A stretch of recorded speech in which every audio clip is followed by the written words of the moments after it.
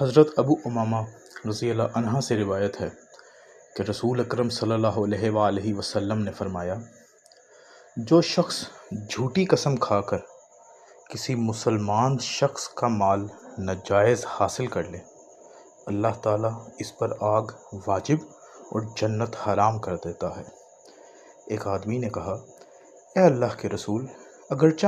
معمولی چیز ہو؟ آپ نے فرمایا، اگرچہ پیلو کی ٹہنی ہی ہو۔ حضرت ام سلمہ رضی اللہ عنہا سے روایت ہے، وہ بیان کرتی ہیں کہ رسول اکرم صلی اللہ علیہ وآلہ وسلم نے فرمایا، تم میرے پاس جھگڑے لاتے ہو، میں تو بس ایک انسان ہی ہوں۔ ممکن ہے تم میں سے کوئی شخص اپنی دلیل کو دوسرے شخص سے زیادہ واضح طور پر بیان کرنے والا ہو، میں تو تمہارے درمیان دلائل سن کر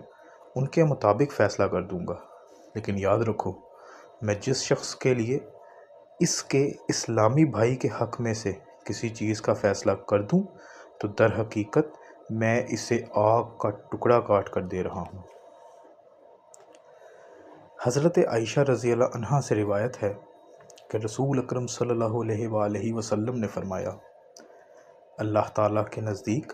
سب سے ناپسندیدہ اور قابل نفرت شخص وہ ہے جو سخت ضدی اور جھگڑالو ہے۔